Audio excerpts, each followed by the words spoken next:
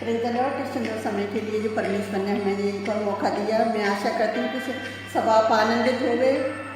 तो आइए हम आज के लिए वचन पढ़ेंगे। प्रकाशित वाक्य 3:20। इस वचन को कोई पढ़ेगा कि यीशु मसीह किस तरह से द्वार पर खड़ा खटखटाता है। आज का जो टॉपिक है, देखो मैं द्वार पर खड़ा हुआ खटखटाता हूँ, यदि कोई मेरा शब्द सुनकर द्वार खोलेगा तो मैं उसके पास भीतर आकर उसके साथ भोजन करूँगा और वह मेरे साथ। हालेलुया।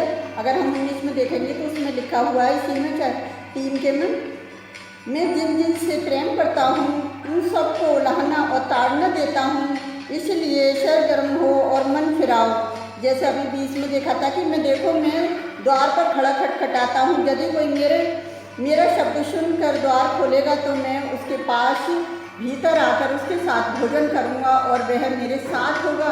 यीशु मसीह हमेशा आपके मेरे साथ रहता है, लेकिन हमें क्या है कि अपने हृदय के द्वार को खोलना है। अगर हम 21 में देखेंगे तो उसमें लिखा है कि जो जय पाए उसे मैं अपने साथ शासन पर बिठाऊंगा, और जैसे मैं भी जय पाकर अपने पिता के साथ उसके सिंहासन पर बैठ गया हूँ। 22 में देखेंगे, जिसके कान हो गए सुन ले कि आत्मा कलीसियाओं से क्या कहता है। हालेलुया। तो आत्मा कलीसियाओं से क्या कहता है कि मतलब सभी कि जब एक कलीसिया के द्वार पर खड़ा खटखटाता है यीशु मसीह, और वो कलीसिया क्या करती है, उसके लिए द्वार नहीं खोलती, और जो उनसे प्यार करता है यीशु मसीह उनके द्वार पर जाके खटखटाता है कि वो अपने हृदय के द्वार को खोले, और इस आशा के साथ खड़ा है कि द्वार खोलकर उसे अंदर आने के लिए, जब हम उसे अंदर आने के लिए अनुमति करते हैं तो परमेश्वर हमारे द्वारा पता है क्या करता है, बड़े बड़े चमत्कार करता है, बड़े बड़े काम करता है। लेकिन मसीह केवल कलीसियाओं के द्वारा ही नहीं खटखटाता, द्वार पर नहीं खटखटाता, बिल्कुल वो प्रत्येक मसीह के हृदय के पर खटखटाता है। और वो मसीहों के हृदय पर ही ना, परंतु हर एक जाति के दरवाजे पर वो खटखटाता है।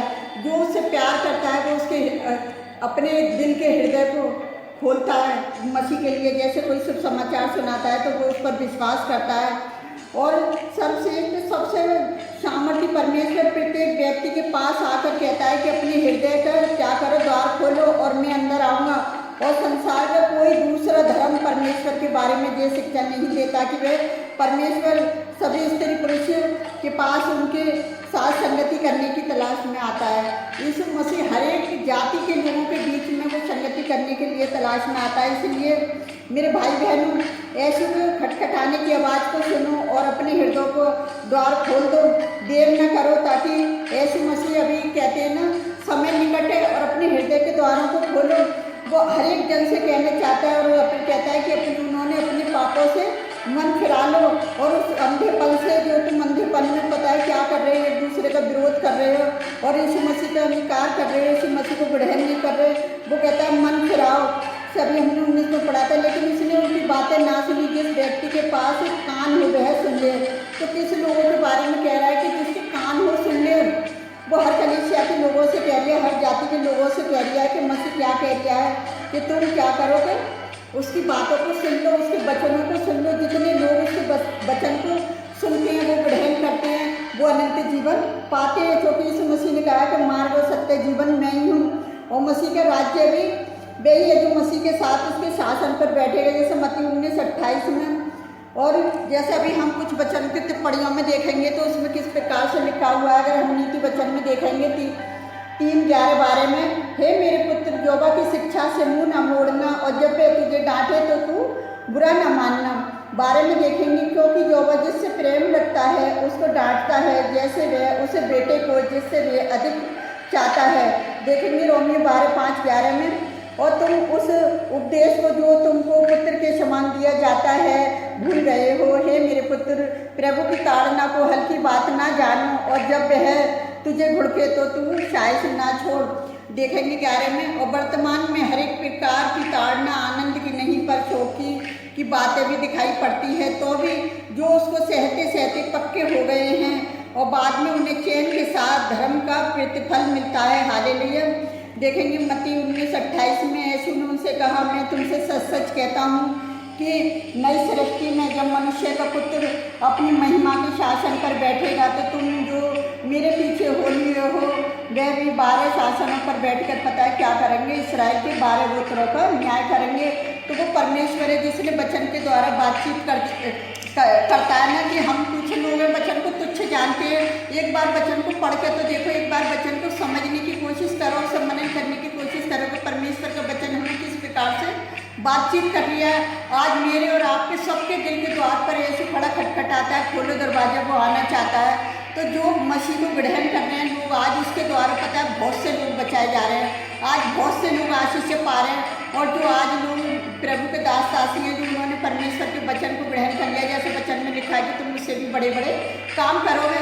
ऐसा नहीं है कि उनकी ताड़ना नहीं हुई, परमेश्वर जिनसे प्यार करता है उनकी ताड़ना करता है। जब उनकी ताड़ना हुई तो परमेश्वर ने उनको वो इतनी ताड़ना पा पाकर पक्के हो गए कि वो पता है क्या है, आज मसीह की महिमा कर रहे हैं। और मसीह उनकी महिमा को देख के प्रसन्न है कि आज बहुत से लोग, बहुत सी आत्माएं उनके द्वारा बचाई जा रही है, बहुत से लोग बीमारियों से चंगे हो रहे हैं, बहुत से लोग कलेशों से, उनकी परेशानियों से दुआओं के द्वारा पता है क्या छुटकारा पा रहे हैं। तो वो हमारा परमेश्वर जोबा है, जो आज अगर किसी के दिल के द्वार पर खड़ा खटखटा रहा है तो प्रभु आप उनके लिए अपने द्वार को खोलो। जैसे मसीह के लोग हैं जो वचन को लेकर जाते हैं, तुम्हारे दिल द्वार पर आते हैं, तो अगर तुम्हारा मन करता है तो ग्रहण करो, नहीं करता है तो कोई बात नहीं है, पर लड़ाई झगड़ा मत करो। लेकिन मैं उन विरोधी लोगों से भी कहना चाहती हूँ कि वो परमेश्वर से डरें और परमेश्वर से टक्कर ना लें और परमेश्वर के वचनों को ग्रहण करें। अगर नहीं है उनके मन में ग्रहण करने की तो मत करो, लेकिन कोई ज़बरदस्ती नहीं है।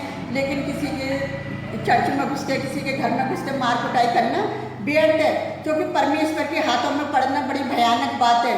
क्योंकि वचन बताता है कि परमेश्वर जो है पता है कभी किसी को ये नहीं देखता है, उसे जो करना होता है उसे करना है। जिन लोगों के द्वारा पता है जब विपत्ति आती है तो बेचारे वो लोग बेवजह में फंस जाते हैं, जो बेचारों ने कभी कोई गुनाह ही नहीं करा होगा। तो इनकी वजह से जब संसार में विपत्ति आती है तो बहुत सारे लोग ऐसा बर्बाद हो जाते हैं। तो बड़ी बड़ी विपत्तियाँ, प्रभु का जो विरोध है जब भड़कता है तो पता है क्या होता है कि बहुत सारे लोग तो बेचारों ने कुछ गुनाह नहीं करा होगा, उनके ऊपर भी विपत्ति आ जाती है इनके कारण। ये तो इनके ऊपर तो आती है लेकिन दूसरे लोगों के ऊपर भी आती है। तो मैं अपने सभी भाई बहनों से यही कहना चाहूँगी कि वो बेवजह में किसी का भी विरोध ना करें, चाहे वो किसी भी जाति धर्म का क्यों ना हो, वो किसी की कौम क्यों ना हो।